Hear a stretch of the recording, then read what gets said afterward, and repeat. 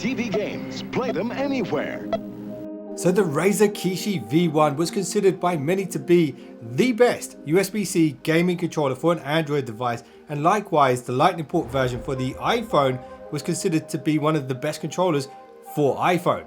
And this is the Razer Kishi V2, and it still has the things that people loved about version 1, for example the clickable analog sticks and the linear triggers, which means they can actually sense pressure on the triggers, which is especially useful for racing games and stuff like that. And I guess you're here because you want to know what upgrades have Razer made to the second gen Razer Kishi.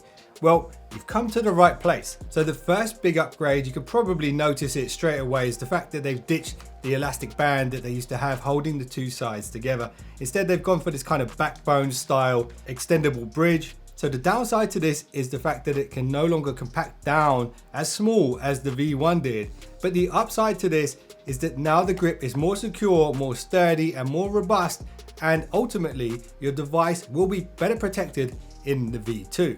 And I've measured the maximum extension of this to be around 17 centimeters. And that is a little bit bigger than the Razer V1. So if you have a very big phone, it will fit more comfortably here on the Razer V2. But if you want to go extra big with this device, for example, use it with a folding device. I did test this out with my Galaxy Z Fold 3, and because the USB-C port is on the right hand side of the device, the Galaxy Z Fold 3 folds downwards, which is a bit awkward. So you can do it, but it's not ideal with this device, unfortunately. If you have a folding device, you might be better off going with a Bluetooth version. For example, the Nikon MGX, which I did a video about, I'll link that at the end. And the great thing about this new redesign is in some cases, you won't need to remove the case from your phone in order to fit it into the device. But that's assuming you have a very thin case. For example, cases like this, the Pitaka case, which are incredibly thin. You can also get these from later case as well. It's aramid fiber, incredibly strong, but very thin. I do recommend these. And one of the reasons that we can now do this is because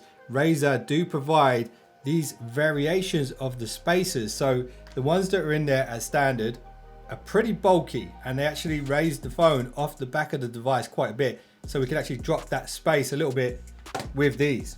Keep in mind, bulky cases, it's just not going to work.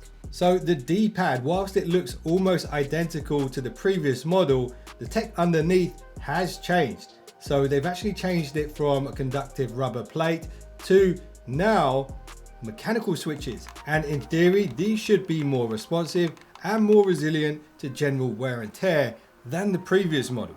So something else that's all new and improved here on the V2 is the addition of third trigger inputs, which are known as multi-function buttons and labeled as M1 and M2, and it will take a little practice to get used to these, but I will say Razer have positioned these nicely, and the height on them are taller than the L1 and L2 and R1 and R2, so you won't be hitting them by accident, which is what I thought would happen when I saw this the first time. But thanks to this clever design, that doesn't happen. And the great thing about these is they can be mapped as well. And that takes me nicely onto another new button that Razer have added. It's the Razer Nexus button, which opens up the new app. Guess what it's called?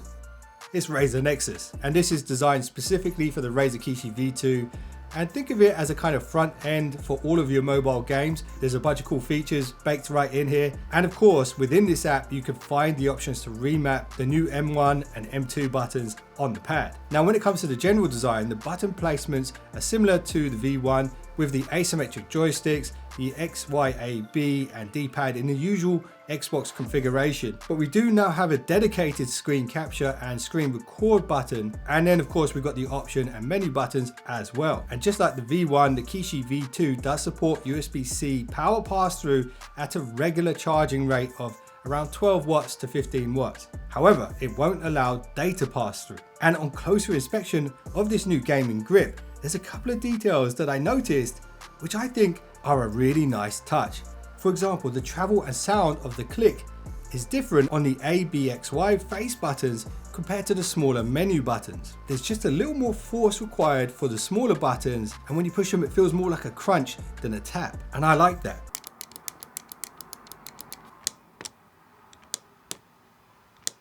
Also, there are vents on the right hand side of the Kishi for your speakers on your device so that sound can still come through from your phone if you're not using headphones. And there's a nice concave curve to the D-pad which allows your thumb to rest in it perfectly, and the textured pattern on the back of the grips is cut right into the pad, so it's not a separate piece. It does feel nice, and that's definitely going to help you not drop it. And something else that I like is the subtle branding on the left and right hand side of the pad. It's not too obvious, but you can see it in certain light. And on the back there's an awesome little hidden Razer logo that can only be seen when the V2 is expanded. And the overall weight is incredibly light at 124 grams.